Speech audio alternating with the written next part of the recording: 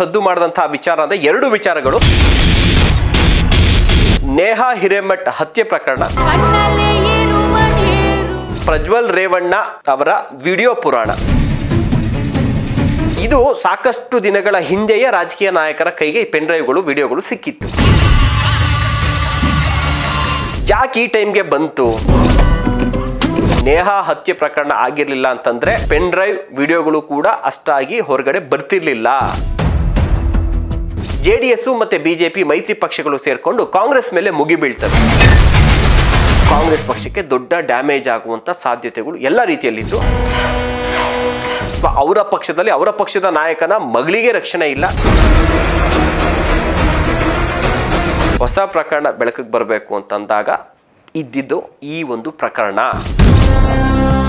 ನಮಸ್ಕಾರ, ಪೊಲಿಟಿಕಲ್ ಸ್ಪೆಷಲ್ಗೆ ಸ್ವಾಗತ. ನೀವು ನೋಡ್ತಾ ಇದ್ದೀರಾ ನ್ಯಾಷನಲ್ ಟಿವಿ. ನಾನು ಶಿವಪ್ರಸಾದ್ ಮಾಗಡಿ.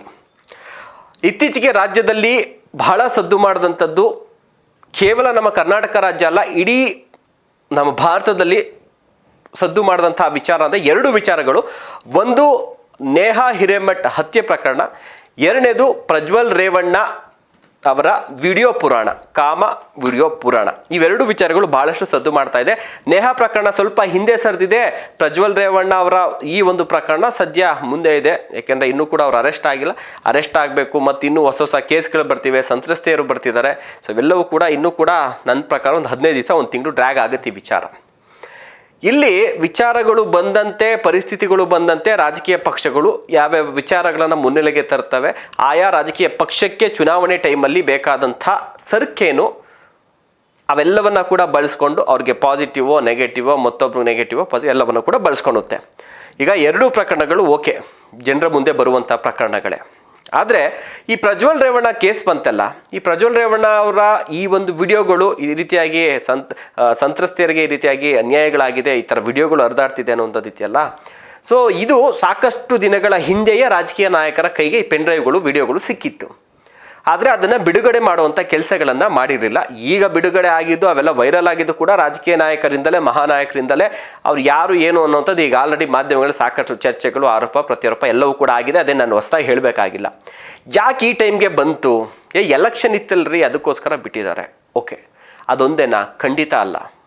ಬಹುಶಃ ನೇಹಾ ಹತ್ಯೆ ಪ್ರಕರಣ ಆಗಿರಲಿಲ್ಲ ಅಂತಂದರೆ ಪ್ರಜ್ವಲ್ ರೇವಣ್ಣ ಅವರ ಈ ಒಂದು ಪೆನ್ ಡ್ರೈವ್ ವಿಡಿಯೋಗಳು ಕೂಡ ಅಷ್ಟಾಗಿ ಹೊರಗಡೆ ಬರ್ತಿರ್ಲಿಲ್ಲ ಅನ್ನುವಂಥದ್ದು ಇಲ್ಲಿ ನಡೀತಾ ಇರುವಂಥ ಚರ್ಚೆ. ಯಾಕೆ ನೇಹಾ ಹತ್ಯೆ ಕೇಸ್ ಆಯಿತು? ಆಗ JDS ಮತ್ತು ಬಿಜೆಪಿ ಮೈತ್ರಿ ಪಕ್ಷಗಳು ಸೇರಿಕೊಂಡು ಕಾಂಗ್ರೆಸ್ ಮೇಲೆ ಮುಗಿಬೀಳ್ತವೆ. ಯಾಕಂದರೆ ಅಲ್ಲಿ ಕೊಲೆಯಾದಂಥದ್ದು ಒಂದು ಹಿಂದೂ ಯುವತಿ, ಆಕೆ ಒಬ್ಬ ಕಾಂಗ್ರೆಸ್ನ ಕಾರ್ಪೊರೇಟರ್ನ ಮಗಳು, ಕೊಲೆ ಮಾಡಿದಂಥ ಒಬ್ಬ ಮುಸ್ಲಿಂ ಯುವಕ. ಸೊ ಇದಕ್ಕೆ ಬೇರೆ ರೀತಿಯಾಗಿ ಲವ್ ಜಿಹಾದ್ ಅಥವಾ ಅವರ ಪಕ್ಷದಲ್ಲಿ ಅವರ ಪಕ್ಷದ ನಾಯಕನ ಮಗಳಿಗೆ ರಕ್ಷಣೆ ಇಲ್ಲ ಅನ್ನುವಂಥ ಸಾಕಷ್ಟು ಚರ್ಚೆಗಳಾಯಿತು. ಜೊತೆಗೆ ಆ ಕಾರ್ಪೊರೇಟರ್, ಕಾಂಗ್ರೆಸ್ನ ಕಾರ್ಪೊರೇಟರೇ ನಮ್ಮ ಪಕ್ಷದವರು ತುಷ್ಟೀಕರಣ ಮಾಡಕ್ಕೆ ಹೋಗ್ತಿದ್ದಾರೆ, ನಮಗೆ ನ್ಯಾಯ ಸಿಗ್ತಾ ಇಲ್ಲ ಅನ್ನುವಂಥ ರೀತಿಯಲ್ಲಿ ಮಾತನಾಡ್ತಾರೆ. ಅದಾದ ಬಳಿಕ ಅದು ರಾಜಕೀಯ ಚರ್ಚೆಗೂ ಕ್ರಾಸವಾಗುತ್ತೆ. ಇನ್ನು ಕೂಡ ಚುನಾವಣೆ ಹೊತ್ತಲ್ಲಿ ಇದು ಕಾಂಗ್ರೆಸ್ ಪಕ್ಷಕ್ಕೆ ದೊಡ್ಡ ಡ್ಯಾಮೇಜ್ ಆಗುವಂಥ ಸಾಧ್ಯತೆಗಳು ಎಲ್ಲ ರೀತಿಯಲ್ಲಿತ್ತು. ಅದಾದಮೇಲೆ ಅದನ್ನು ಪ್ಯಾಚಪ್ ಮಾಡೋದಕ್ಕೆ ಅಂಥೇಳಿ CM ಎಲ್ಲ ಅವ್ರ ಮನೆಗೆ ಹೋಗಿ ಮಾತಾಡಿ ಸಾಂತ್ವನ ಎಲ್ಲ ಹೇಳಿ ಅದೆಲ್ಲವೂ ಕೂಡ ಒಂದು ಹಂತಕ್ಕೆ ಬರುತ್ತೆ. ಆದರೆ ಜನರ ಮನಸ್ಸಲ್ಲಿ ಇನ್ನೂ ಕೂಡ ಅದು ಮುಗ್ದಿರೋದಿಲ್ಲ.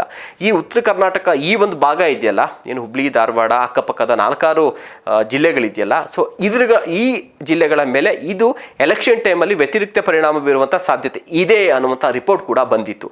ಈ ಒಂದು ಕಾರಣಕ್ಕಾಗಿ ಈ ಪ್ರಕರಣವನ್ನು ಹಿಂದೆ ಹಾಕಿ ಮುಂದೆ ಇಡೀ ಪ್ರಕರಣ ಜನ ಮರ್ತೋಗ್ಬಿಡ್ಬೇಕು, ಹೊಸ ಪ್ರಕರಣ ಬೆಳಕಿಗೆ ಬರಬೇಕು ಅಂತಂದಾಗ ಇದ್ದಿದ್ದು ಈ ಒಂದು ಪ್ರಕರಣ. ಅದು ಉದ್ದೇಶಪೂರ್ವಕವಾಗೇ ಬಿಟ್ಟವರು, ದುರುದ್ದೇಶಪೂರ್ವಕವಾಗಿ ಬಿಟ್ಟವರು. ಆದರೆ ಬಿಟ್ಟಿದ್ದೇನೋ ಒಳ್ಳೆಯದೇ ಆಯಿತು. ಯಾಕೆಂದರೆ ಇಲ್ಲಾಂದರೆ ಇನ್ನೂ ಈ 1000 ಸಂಖ್ಯೆ ಅಂತ ಹೇಳ್ತಾರೆ, ಅದಕ್ಕೆ ಇನ್ನೆಷ್ಟು 1000 ಸಂಖ್ಯೆ ಆಗ್ತಿತ್ತೋ. ಇಂತಹ ಒಬ್ಬ ಕಾಮುಕ ಇನ್ನೂ ಜನರ ಮುಂದೆ ಬರೋಕ್ಕೆ, ಈತನ ಲೀಲೆಗಳು ಜನರ ಮುಂದೆ ಬರೋಕ್ಕೆ, ಕಾನೂನು ಕ್ರಮ ಆಗೋಕ್ಕೆ ಇನ್ನೂ ಎಷ್ಟು ತಡ ಆಗ್ತಾ ಇತ್ತು. ಓಕೆ, ಆದರೆ ಈ ಪ್ರಕರಣ ಸೈಲೆಂಟ್ ಆಗೋದಕ್ಕೆ, ಈ ಪ್ರಕರಣ ಪ್ರಜ್ವಲ್ ರೇವಣ್ಣ ಅವರ ಪ್ರಕರಣವನ್ನು ಸರಿಯಾದ ಟೈಮಲ್ಲಿ ಒಂದು ಜನ ಪ್ರಕರಣವನ್ನು ಕೂಡ ಮರಿಬೇಕು. ಜೊತೆಗೆ ಇಲ್ಲಿ ಹಿಂದೂ ಯುವತಿ ಮೇಲೆ ಮುಸ್ಲಿಂ ಯುವಕರ ದಬ್ಬಾಳಿಕೆ, ದೌರ್ಜನ್ಯ ಅನ್ನುವಂಥ ರೀತಿಯಲ್ಲಿ ಬಿಂಬಿಸಿದ್ರು. ಆದರೆ ಇಲ್ಲಿ ಒಬ್ಬ ಹಿಂದೂ ಯುವತಿಯರು, ಹಿಂದೂ ಮಹಿಳೆಯರು, ಅದು ಒಂದಲ್ಲ ಎರಡಲ್ಲ 100 ಸಂಖ್ಯೆಯ ಮಹಿಳೆಯರ ಮೇಲೆ ಒಬ್ಬ ಹಿಂದೂ ಯುವಕನೇ, ಜೊತೆಗೆ ಒಬ್ಬ ಸಂಸದ, ಒಬ್ಬ ಪಕ್ಷದ ಒಬ್ಬ ವರಿಷ್ಠ ನಾಯಕರ ಇರುವಂಥ ಪಕ್ಷದ ಅವರ ಒಂದು ಮೊಮ್ಮಗ, ಸೊ ಈ ರೀತಿಯಾಗಿ ಮಾಡ್ತಿದ್ದಾನೆಲ್ಲ ಅನ್ನುವಂಥದ್ದು ಜನರಿಗೂ ಕೂಡ ಗೊತ್ತಾಗಲಿ, ಜೊತೆಗೆ ರಾಜಕೀಯವಾಗೂ ಕೂಡ ಆ ಪಕ್ಷಗಳಿಗೆ ಡ್ಯಾಮೇಜ್ ಆಗಲಿ, ಈ ಎಲ್ಲ ಒಂದು ಕಾರಣಗಳನ್ನು ಇಟ್ಕೊಂಡೇ ಈ ಒಂದು ಪ್ರಕರಣವನ್ನು ಸರಿಯಾದಂಥ ಟೈಮ್ಗೆ ಬೆಳಕಿಗೆ ತರುವಂಥ ಕೆಲಸ ಆಯಿತು. ನೀವು ಈಗ ತಂದ್ರ ಅಂತ ನಾವು ಹೇಳ್ತಿಲ್ಲ, ಇದು ಆಲ್ರೆಡಿ ಕರೆಕ್ಟಾಗಿ ಬಂದಿರೋ 2-3 ತಿಂಗಳಲ್ಲ, ಇನ್ನೂ ಜಾಸ್ತಿ ತಿಂಗಳ ಹಿಂದೆನೇ ಬರಬೇಕಾಗಿತ್ತು. ಆದರೆ ರಾಜಕೀಯ ನಾಯಕರು ಯಾವುದೇ ಕಾರಣಕ್ಕೂ ಕೂಡ ಏನೇ ಮಾಡಿದ್ರು ಅವ್ರಿಗೆ ಅದು ರಾಜಕೀಯವಾಗಿ ಹೆಲ್ಪ್ ಆಗಬೇಕು ಅನ್ನುವಂಥ ಕಾರಣಕ್ಕೆ ಮಾಡೋದು. ಸೊ ಅದನ್ನೇ ರಾಜಕೀಯ ಪಕ್ಷಗಳು ಕೂಡ ಮಾಡಿದೆ. ಇದ್ರ ಬಗ್ಗೆ ತಮ್ಮ ಅಭಿಪ್ರಾಯ ಏನು? ತಾವು ಕಮೆಂಟ್ ಮೂಲಕ ತಿಳಿಸಿ. ನಮಸ್ಕಾರ.